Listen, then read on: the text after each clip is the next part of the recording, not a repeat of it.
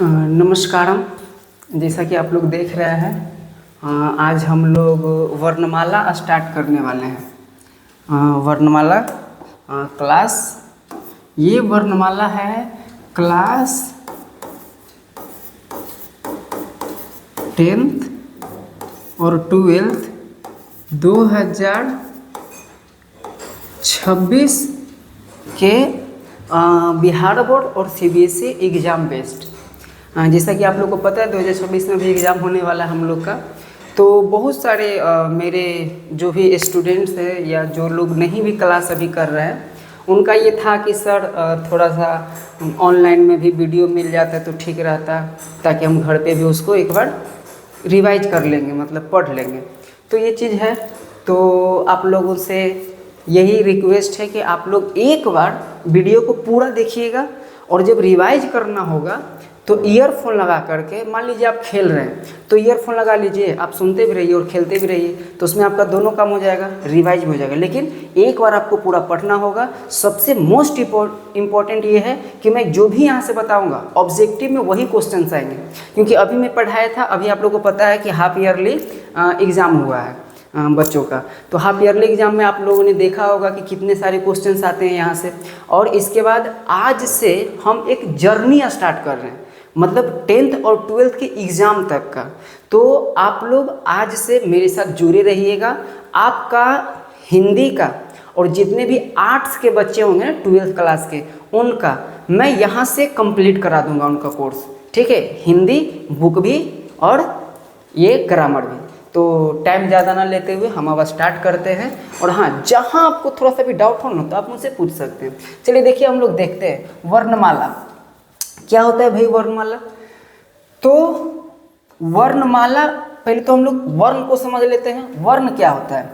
तो ध्वनि का लिखित रूप, ध्वनि का लिखित रूप। तो ध्वनि क्या होता है? तो किसी भी चीज़ को जब हम जिससे बोल रहे हैं, जिससे कोई भी चीज़ में आवाज़ आती है तो उसको हम जैसे ताली बजाए तो ये एक ध्वनि निकली, इससे तो एक आवाज़ निकला। कैसे निकला भैया? तो वही कहता है कि ध्वनि को जब हम लिख देते हैं ना तो उसको हम क्या कहते हैं? वर्ण कहते हैं। किसी भी ध्वनि को अगर जो हम लिख दें, जैसे बोले हम क, तो क हमारे मुंह से क्या निकला? एक ध्वनि निकला। और उसी क को अगर जो हम लिख देते हैं कहीं पर क, तो यही क्या हो गया? वर्ण हो गया। तो ध्वनि के लिखित रूप को क्या कहते हैं? वर्ण कहते हैं। चलिए कोई बात नहीं, ऐसा एग्जाम नहीं पूछेगा, लेकिन बताना जरूरी है। अब उसके बाद क्या होता है?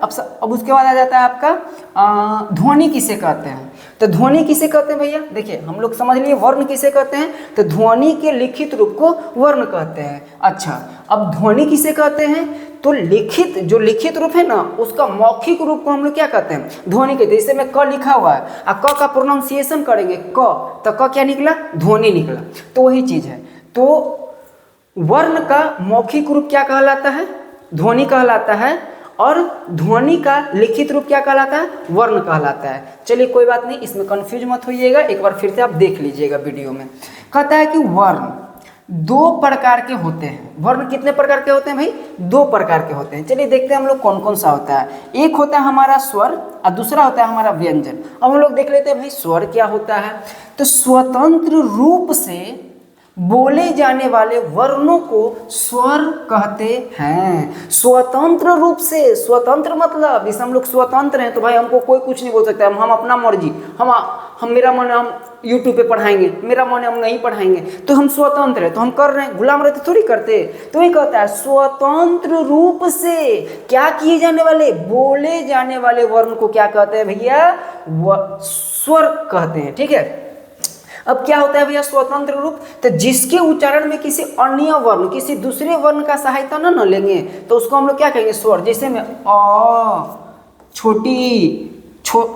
छोटा ऊ, कोई भी स्वर का जो भी होता है, हम लोग आगे भी अभी इसको देखेंगे। तो जिसके उच्चारण में किसी दूसरे वर्ण का सहायता नहीं लेते हैं, जिसका प्रोनाउंसिएशन, जिसका उच्चारण स्वतंत्र रूप से होता है, यानी खुद से होता है, तो उसे हम क्या कहते हैं? उसे हम स्वर कहते हैं। आगे देखिए, व्यंजन क्या है? व्यंजन कहता है कि स्वर की सहायता से बोले जाने वाले, स्वर की सहायता से बोले जाने वाले वर्णों को क्या कहते हैं? व्यंजन कहते हैं। कहता है कि जिसके उच्चारण में हम स्वर का सहायता लेते हैं उसे हम व्यंजन कहते हैं। जैसा कि आप सबको पता होगा, ये कोई बहुत बड़ा चीज नहीं है, ठीक है ना। जैसे मैं क च ट। अब क को पूरा उच्चारण करने के लिए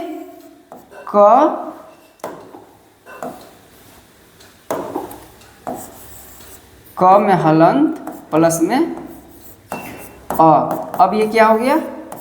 अब इसमें देखिए क का यहाँ जो लिखेंगे ना वो आधा का, जैसे मैं क च ट ऐसे। अब पूरा क बोलने के लिए क। जब लंबा टाइम तक बोलिएगा ना तो आपको पीछे में छुपा हुआ दिखेगा जिसको हम बोलते हैं अ।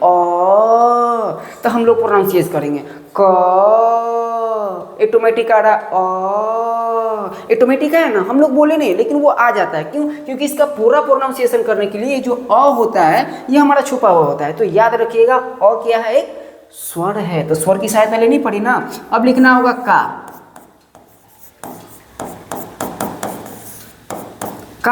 खैर ये मात्रा है, इसको भी हम लोग पढ़ेंगे, अभी आगे पढ़ेंगे। तो यहाँ पर एक क में हमको का करना था तो हलंत लगा देते हैं, तो यह का हो गया। तो यहाँ स्वर का सहायता लेना पड़ा ना आपका, तो यही चीज़ है।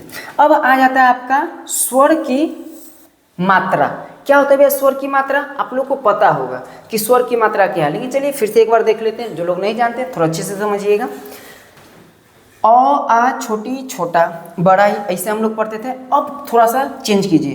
अ आ हर्षई दीर्घ ई हर्षऊ दीर्घ उ री ए ऐ ओ औ अन अ।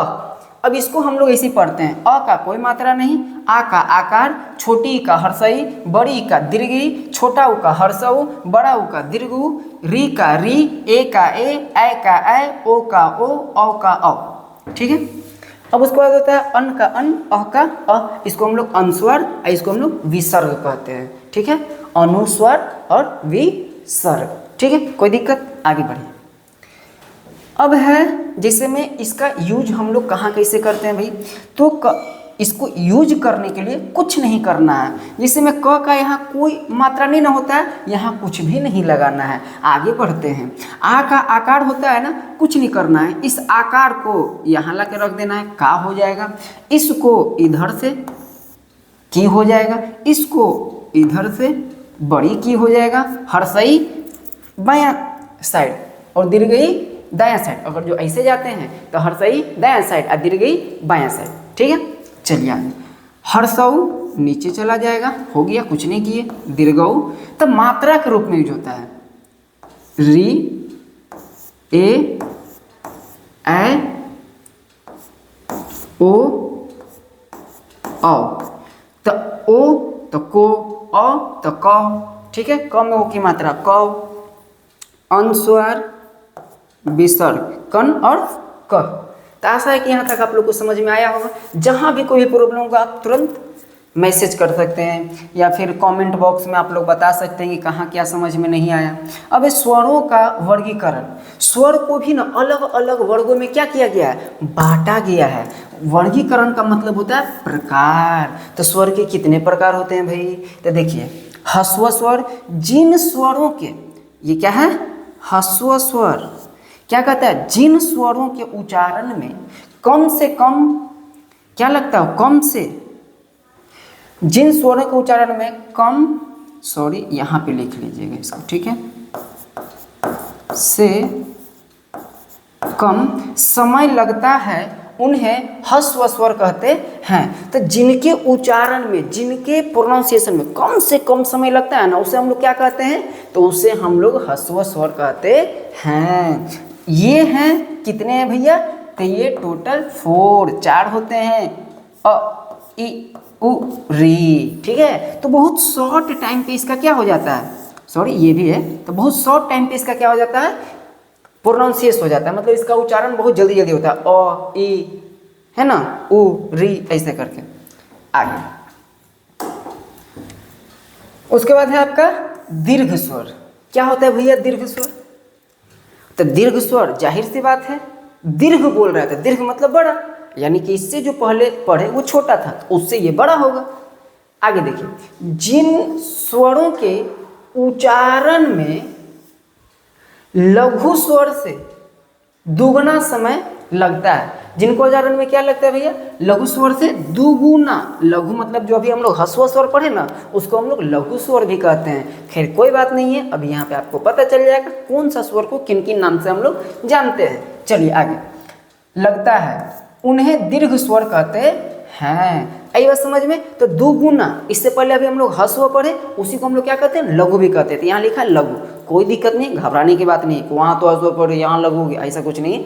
एक ही इंसान का 2-4 गो नाम नहीं होता है। जैसे किसी का नाम चिंकी, उसी का नाम पिंकी, है ना, उसी का नाम रिंकी, कुछ भी बोला कहते हैं, लेकिन इंसान तो वही होता है, समझ में भी आता है। ठीक उसी प्रकार से उसका भी यही नाम है।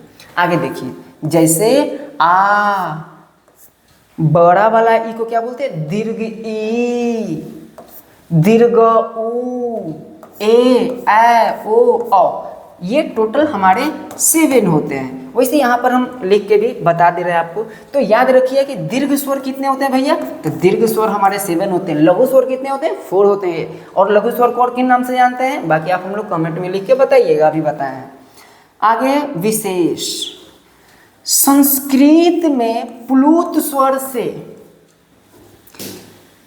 प्लुत नामक से स्वर का तीसरा भेद माना जाता है। तो कौन सा प्लुत, कहाँ पर, संस्कृत में। आपको बहुत सारे टीचर ऐसा पढ़ा दिया होगा कि प्लुत स्वर होता है, लेकिन प्लुत स्वर हमारे हिंदी में नहीं होते। तो प्लुत स्वर कहाँ होता है भाई, प्लुत स्वर संस्कृत में होता है। हिंदी के एग्जाम में आपसे प्लुत स्वर नहीं पूछेगा। तो अब हम यहाँ पे काहे लगी बता रहे हैं, तो पूछेगा सर आप काहे बता रहे हैं, हिंदी में तो नहीं पढ़ना है। देखिए हम आपको पहले बता दिए थे ना कि ये चीज़ 10th और ये चीज़ 12th, बीच में आप अगर जो देखना चाहें ना, तो 9th, 10th, 11th और 12th सेम ही है, ग्रामर सेम आता है। तो अब 9th में है संस्कृत, 10th में है संस्कृत, तो वो लोग के लिए अलग से ना बनाना पड़ेगा, तो उनका भी इसी से काम चल जाएगा। चलिए देखिए, तो प्लुत स्वर होता है। प्लुत स्वर क्या होता है भैया, इसका उच्चारण कहाँ होता है, इसका यूज कहाँ होता है, तो इसका यूज होता है ना किसी को पुकारने में। जैसे आप कभी पढ़े होंगे तो बताया होगा कोई ना कोई आपको कि हे राम, है ना, रे ननकू। तो ये सब लंबा जब किसी चीज को खींचते हैं ना, 3 गुना समय लगाता है। दीर्घ स्वर से भी 2 गुना समय लगता है इसमें, सबसे ज्यादा समय लगता है इसमें। जैसे राधा मोहन, मतलब लंबा खींचेगा इसको, ठीक है ना। हे राम मतलब लंबा खींचेगा इसको। अब है उत्पत्ति के आधार पर स्वर, उत्पत्ति के आधार पर देखिए स्वर अलग अलग टाइप से बनाया गया है। अब हम लोग यहाँ पे देखेंगे उत्पत्ति के आधार पे कितने होते हैं। तो उत्पत्ति के आधार पे देखिए, अभी हम आपको बताए थे ना, इसका नाम अलग अलग होता है। देख लीजिए कौन कौन सा होता है, ह्रस्व स्वर, लघु स्वर, मूल स्वर। अब यहाँ पर देखिए दिया है लघु स्वर से 2 गुना समय लगता है, किसमें, दीर्घ स्वर के उच्चारण में। अब पीछे हम लोग क्या पढ़े थे, ह्रस्व स्वर पढ़े थे। तो ये नाम याद रखिएगा कि ह्रस्व स्वर का ही नाम लघु स्वर है, और इसी को हम लोग कहते हैं मूल स्वर। चलिए आगे देखते हैं कौन कौन सा होता है भैया, अ, छोटी ई, छोटा ऊ और री। इसे हम क्या कहते हैं, मूल स्वर। मूल मतलब समझते हैं ना, मूल पहला वाला। आगे है आपका संधि स्वर, दीर्घ स्वर, गुरु स्वर। अब देखिए दीर्घ स्वर अभी यहाँ पे दिया था ना, यहाँ देखिए दीर्घ स्वर दिया है ना। आम तौर पे हम इसे दीर्घ जानते हैं, और आम तौर पे इसे हम लोग क्या जानते हैं, ह्रस्व स्वर जानते हैं, ठीक है ना। नाम जिसे होता है ना प्रचलित नाम, लेकिन अलग अलग नाम है। अगर जो क्वेश्चन अलग टाइप में दे दी कि आजकल का दिक्कत क्या है ना, बच्चा लोग का भी हम टीचर लोग का नाम खराब नहीं करे, बदनाम नहीं कर रहे हैं। लोग क्या करते हैं ना शॉर्ट में, ऐसा नहीं कि टीचर को पता नहीं होता है, जरूर होता है भाई, पता है तभी तो वो टीचर है। लेकिन दिक्कत क्या होता है ना कि बड़ा शॉर्ट में निकल जाते हैं। जैसे आपको पढ़ा देंगे दीर्घ स्वर, दीर्घ स्वर भैया आ, बड़ी, बड़ा, ओ, ए, ऐ, ओ, औ। ये टोटल कितने होते हैं, 7 होते हैं। आपको टीचर बता दिया। अब कोई पूछ दे ए भाई हाँ बताओ तो हमको संधि स्वर किसे कहते हैं। अब देखा लफड़ा, हमको तो पता नहीं है जी संधि स्वर का होता है। आपको आंसर पता है, बस इतना नहीं पता है ना कि उसी का नाम है संधि। तो यहीं पे बच्चा क्या होता है, फंस जाता है। लेकिन फंसना नहीं है, बुलाती है मगर जाने का। तो आप लोग समझदार हैं, समझ गए होंगे। देखिए अ, छोटी, छोटा ऊ और री, ठीक है। तो इसे हम लोग क्या बोलेंगे, ह्रस्व, लघु, मूल स्वर। बार बार इसीलिए बोल रहे हैं कि आपको याद हो जाए। इसको बोलेंगे संधि स्वर, दीर्घ स्वर और गुरु स्वर, ठीक है, गुरु स्वर भी कहते हैं। अच्छा, अब नाम भी रखाया होगा तो कुछ ना कुछ तो रीजन होगा भाई, ऐसे तो कोई नाम रख नहीं देगा, पागल थोड़ी ना। देखिए नाम का क्या, संधि का मतलब क्या होता है, संधि मिलन देखते हैं ना, 2 आदमी जाके ऐसे करके गाला मिलता है, संधि। तो हो गया संधि। संधि का मतलब कम से कम 2 गो मिला होगा ना हो, तो देखिए ना हो मिला है। तो संधि स्वर जैसे हम लिखे हैं, क्या चीज़ लिखे हैं, क्या चीज़ लिखे हैं, अच्छा एगो नया वाला ले लेते हैं, ठीक है ना। अच्छा कोई बात नहीं, हम यहीं पे समझा देते हैं। संधि स्वर में जैसे हम लिखे हैं ना, क्या लिखे हैं, अ प्लस अ, तो क्या बनेगा, आ। और आपको पता है सबसे ज़्यादा, अच्छा हम ये बता कह रहे हैं, लेकिन सबको ये पता होता है, मूल चीज़ हमको ये सीखना नहीं है।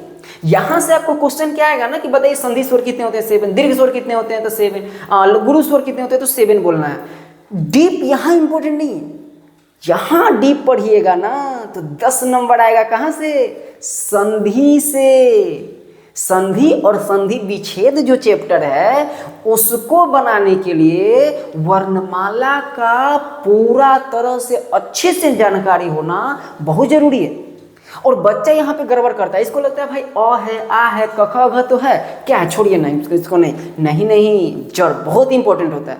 जड़ बहुत इंपॉर्टेंट होता है। बड़े से बड़े मंजिल का शुरुआत एक छोटे से कदम से होता है। आप मेरे शायरी पे मत जाइएगा, इसके गहराई में जाइए।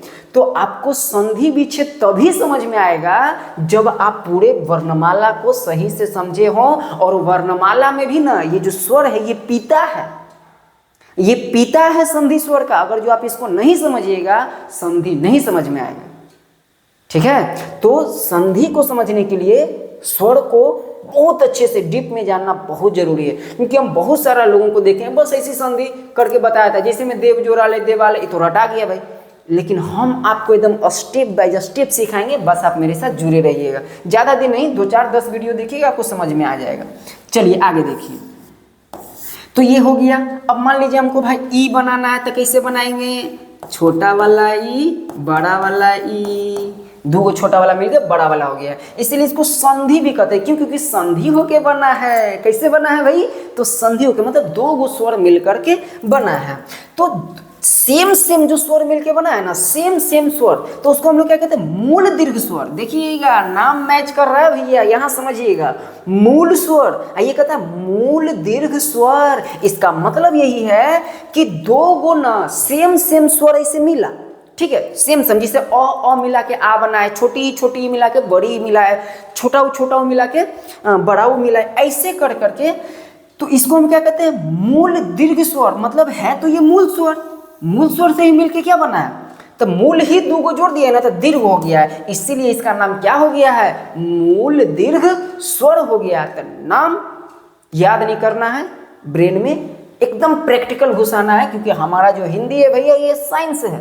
अब आप कहिएगा सर हिंदी साइंस कैसे हो जाएगा, तो हिंदी की जो ग्रामर है वो साइंटिफिक एकदम साइंस है। एक एक स्टेप जो है ना वो एक प्रैक्टिकल करने का चीज़ है। हर एक नाम, हर एक वर्ड में कुछ ना कुछ छिपा होता है। चलिए आगे देखते हैं, संयुक्त स्वर। अच्छा संयुक्त स्वर क्या होता है, तो 2 देखिए, मूल दीर्घ स्वर तो एक जैसा स्वर से मिल करके बना, तो मूल दीर्घ स्वर। अच्छा संयुक्त स्वर, संयुक्त मतलब होता है मिला हुआ, मिला जुला हुआ को हम लोग संयुक्त बोलते हैं।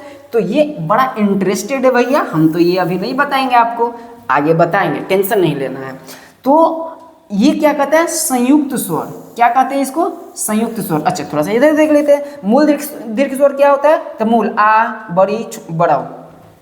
अब यहाँ पर संयुक्त स्वर कितने होते हैं, ए, ऐ, ओ, औ। तो याद रखिएगा संयुक्त स्वर 4 होते हैं और मूल दीर्घ स्वर 3 होते हैं। आपको मैं गारंटी देता हूँ, ठीक है। आप कभी ना कभी पढ़े होंगे, आप किसी भी कोचिंग में पढ़ते होंगे, वहाँ के टीचर से पूछिएगा, ठीक है ना, कि हमको बताइए तो मूल दीर्घ स्वर कितने होते हैं और संयुक्त स्वर कितने होते हैं। अगर जो बता दिया आप हमको कमेंट में दीजिएगा, टीचर बता दिया ठीक बात है। अगर जो आप स्टूडेंट से पूछ लीजिए, जो दूसरे कोचिंग में पढ़ता हो, आप ही के कोचिंग में पढ़ता है कोई स्टूडेंट, उससे भी पूछ लीजिएगा कि हमको बता दो तो भाई कि संयुक्त स्वर कितने होते हैं। उसको स्वर पता है, संयुक्त स्वर पूछ दीजिएगा ना, वो क्या हो जाएगा, छितरा जाएगा। आप देख लीजिए, आप पूछ करके देखिए और कमेंट कीजिएगा 10 बच्चा में से कई बच्चा आपको बताया, ठीक है। चलिए तो आपको मूल दीर्घ स्वर और आपको संयुक्त स्वर समझ में आ गया। संयुक्त इसलिए है ना बाबू, ये थोड़ा सा बस बता दे रहे हैं, बाकी तो आगे बताएंगे इसको। और इसका यूज सबसे ज़्यादा, और इसका यूज आपको सबसे ज़्यादा कहाँ दिखेगा, संधि में दिखेगा भैया। कहाँ दिखेगा, संधि में। सब इसी का खेल है, संधि में। पूरा खेल ही किस पे है, इसी पर है आपका, ठीक है। तो याद रखिएगा संयुक्त स्वर। संयुक्त स्वर का मतलब 2 अलग अलग स्वर, जैसे मैं जैसे मैं आपका अ प्लस ई, ठीक है, मिल करके क्या बना हम नहीं बताएंगे, लेकिन याद रखिएगा क्या बना उसको बोलेंगे, ठीक है ना। आगे बढ़िए। अब देखिए यहाँ पर आ गया है आपका, क्या आ गया है भाई, तो यहाँ पे आ गया आपको उच्चारण। यहाँ पर क्या आ गया, उच्चारण। क्या होता है भैया उच्चारण, तो देखिए क्या होता है उच्चारण। कहता है कि जीभ के प्रयोग के आधार पर, ठीक है ना। तो देखिएगा आप कहेगा सर जीभ के प्रयोग क्या बता रहे हैं सर आप हमको, तो देखिए आपको हम क्या बता रहे हैं, हमको पता है, आपको कोई बताया नहीं होगा अब तक, लेकिन देखिए क्या होता है। अग्र स्वर, अग्र स्वर मतलब मध्य स्वर और पश्च स्वर, तीन ठो स्वर है ना जो जीभ के आधार पे यूज होता है। तीन ठो स्वर, एक होता है हमारा अग्र स्वर, दूसरा होता है मध्य स्वर, तीसरा होता है पश्च स्वर। ओष्ठ यानी कि ओष्ठ को हम लोग होठ भी कहते हैं, कि स्थिति के आधार पर, ओठ की स्थिति के आधार पर, जिसे बोलते हैं ना ओ, इसको देखिए, ए गलत चीज नहीं, देखो इसको देखो, ओ गोला गाला है कि नहीं है, तो ओ में क्या हो रहा है, गोल हो रहा है ना। तो ओठ के आधार पर आवृत मुखी। अब देखिए थोड़ा सा समझिएगा, ओठ के आधार पे क्या होता है भैया, आवृत मुखी, आवृत मुखी वृत्त यानी गोला गोला बनेगा, ओ ओठ हमारा गोल हो रहा है, यही आवृत मुखी। अब है वृत्त मुखी। अच्छा देखिए पहले आप समझ लीजिए, ये 10th और 12th में नहीं पूछता है, ये सब है कंपटीशन लेवल का। आप लोग कमेंट में हमको बताइएगा, आपको ये जानना है अग्र स्वर, मध्य स्वर, पश्च स्वर, क्या आपको ये जानना है कि ओष्ठ यानी होठ के आधार पे आवृतमुखी स्वर और वृत्तमुखी स्वर ये क्या होता है, ठीक है ना। तो आप हमको बताइएगा कि अगर जो आपको ये जानने की इच्छा होगी मैं ज़रूर बताऊंगा, बट मैं आपको बता दे रहा हूँ ये 10th और 12th और 9th और 11th में नहीं पूछता है, ठीक है। ये सब कंपटीशन के हिसाब से है, जिसे आप कोई भी कंपटीटर एग्जाम दे रहे हैं तो उसके लिए ठीक है। चलिए यहाँ देखिए स्वरों का उच्चारण स्थान, जैसे आपको एक ही साथ सारा उच्चारण स्थान बताया गया होगा, हम वो भी आपको बताएंगे, पूरा जब व्यंजन बता देंगे। लेकिन यहाँ स्वर के आधार पे देखिए, कहता है कि अ आ क्या है, कंठ से, अ आ का उच्चारण कंठ से, इसको हम लोग कंठीय वर्ण कहते हैं। कैसा वर्ण कहते हैं भैया, कंठीय वर्ण कहते हैं। ई और बड़ी यानी कि हर्ष ई और दीर्घ ई, तालु से इसको तालव्य कहते हैं, तालु तालव्य, कंठ कंठीय, ठीक है ना। हर्षऊ दीर्घऊ, होठों से तो इसको क्या बोलेंगे, होष्ठीय। री क्या चीज से, मूर्धा से, री मूर्धा से, इसको क्या बोलेंगे, मूर्धन्य। ए क्या है भैया, ए कंठ एवं तालु से यानी कि कंठ तालव्य। अब ओ अ ये क्या भैया, कंठ एवं होठ से यानी कि कंठोष्ठ, ठीक है। तो ये हुआ आपका क्या हुआ, उच्चारण स्थान। अब देखिए आपको लग रहा होगा सर उच्चारण स्थान कैसे याद होगा, कुछ करना नहीं है, आप एक बार क्या कीजिएगा, एक बार, दो बार, चार बार, पांच बार इसको पढ़ लीजिएगा, नहीं याद होगा कोई टेंशन नहीं है। आप कुछ नहीं करना है, बस इतना ही जितना हम इसका यूज किए ना, जिससे मैं अ आ कंठ से, छोटी बड़ी तालु से, हर्षऊ दीर्घऊ होठों से, री मूर्धा से, ए कंठ एवं तालु से, ओ कंठ एवं होठ से। तो आपको कुछ नहीं करना है, इसको वीडियो को इतना काट लेना है, डाउनलोड करने के बाद इतना वीडियो को क्या कर देना है, काट देना है। और उसके बाद क्या करना है, खेलने के लिए जा रहे हैं, लगा लिए कान में ठेपा, खेल रहे हैं, सुन रहे हैं, याद नहीं होगा, एकदम याद होगा, इसके पिताजी याद होंगे, ये कौन सा खेत का मूल्य। तो आशा करते हैं कि आपको समझ में आया होगा। जो कुछ भी समझ में नहीं आया आप हमको कमेंट बॉक्स में कीजिएगा कमेंट, जितना आपके लेवल के हिसाब से जो एग्जाम में पूछा जाता है वो मैंने आपको बता दिया। इसके बाद हम लोग आपको क्वेश्चन आंसर भी कराएंगे। अब इसके बाद हम लोग आप पे व्यंजन पे आएंगे, तो अगला वीडियो क्या लेके आएंगे, व्यंजन। चलिए हम आपको थोड़ा सा एक बात बता दे रहे हैं, जैसे आर्ट्स के जो भी लोग होंगे ना, जैसे होंगे पोल साइंस, ठीक है, उसके बाद हिस्ट्री, उसके बाद जियोग्राफी, सोशियोलॉजी, और क्या, हाँ हिंदी तो सबका है। तो जितने मतलब आर्ट्स के जो भी बच्चे होंगे ना, मैं उनके लिए एक क्लास 12 का मैं बात कर रहा हूँ, ठीक है, जो 2026 में क्या देंगे, 2026 में जिनको एग्ज़ाम देना है, तो उनके लिए मैं एक मतलब जो भी एग्ज़ाम में आने वाला है, एग्ज़ाम बेस्ड सब्जेक्टिव, बच्चों को दिक्कत है सब्जेक्टिव का, बहुत सारे बच्चे मतलब अभी अभी एडमिशन कराए हैं। अब देखिए ये नवंबर है, 9 अक्टूबर, तो अभी अभी एडमिशन कराए हैं, कोई किसी कोचिंग से, कोई किसी कोचिंग से आए हैं, कहता है कि सर ऑब्जेक्टिव तो फिर भी ठीक है, बुक में है तो हम रट लेंगे। सही बात है, बुक में तो बच्चा रट लेगा। कहता है सर सब्जेक्टिव समझ में नहीं आता है। दिक्कत कहाँ पे आता है, दिक्कत क्या है, मेन दिक्कत ये होता है ना, टीचर लोग क्या करता है आमतौर पे कि एक तो आपके पास बुक है मोटा सा, ठीक है, दूसरा क्या करेगा ना, आपको नोट्स भी दे देगा, तो दूसरा का बुक हो गया, है ना। और उसके बाद एक आप जो खरीद के बुक लाए वो दूसरा का आपका टीचर का बुक हो गया, मतलब जो आप नोट से लिखे, तो एक बुक कंप्लीट नहीं होता है, दूसरे का कैसे कंप्लीट होगा। तो ये दिक्कत हो जाता है, एक बुक तैयार नहीं कर रहा है तो हम नोट्स वगैरह आपको नहीं देंगे, just like a question answer. और मैं आपको गारंटी देता हूँ उससे अलग क्वेश्चन आ गया ना क्लास 12th में तो आप हमको बताइएगा। और क्लास 10th के लिए भी मैं जो भी SST का पोर्शन है, जो भी हिंदी का पोर्शन है, कोशिश करूँगा कि मैथ वगैरह भी थोड़ा बता, साइंस भी बता दे थोड़ा सा। तो मैं 10th का भी और 12th का, ठीक है, मैं गारंटी देता हूँ आप मेरा वीडियो अभी से, जो एकदम नहीं पढ़ा है ना 12th पढ़वे नहीं किया, छोड़ दो, मत पढ़ो, कोई दिक्कत नहीं। जो नहीं पढ़ा है उसके लिए मैं बोल रहा हूँ, और जो पढ़ा है उसका तो बात ही अलग है, जो पढ़ा है उसका तो खुद ही खूबसूरती निखर जाएगा। अगर जो आपका आने वाला 80% तो 95% गारंटी, आपका आने वाला 70-85 आएगा, ये मेरा गारंटी है। 10-15% में बढ़वा दूंगा। जो पढ़ चुका है, जो नहीं भी पढ़ा है ना, उसका फर्स्ट डिवीजन, खाली आप मेरा वीडियो देखिएगा, ठीक है ना, रोज आएगा वीडियो, रोज देखिएगा। लेकिन आपसे रिक्वेस्ट है कि फर्स्ट टाइम थोड़ा बैठ के आराम से ध्यान से सुनना है, और सेकेंड टाइम क्या करना है, कान में ठेपा लगाना है। रास्ता में कहीं जा रहे हैं, 10 मिनट का रास्ता है, लगा लिए, 10 मिनट सुन लिए। अब बाकी तो भाई पबजी खेलने में और मोबाइल चलाने में टाइम दीजिएगा तो आपकी अथी है, क्योंकि अभी एग्जाम में थोड़ा सा सीरियस हो जाइएगा। तो ठीक है, धन्यवादम, आप लोग मेरा वीडियो देखें इसलिए। और अगर जो कोई भी आपके फ्रेंड लोग होंगे तो उनको भी थोड़ा सा बताइएगा ताकि उनके भी रिजल्ट थोड़े खूबसूरत हो। ठीक है, नमस्कार।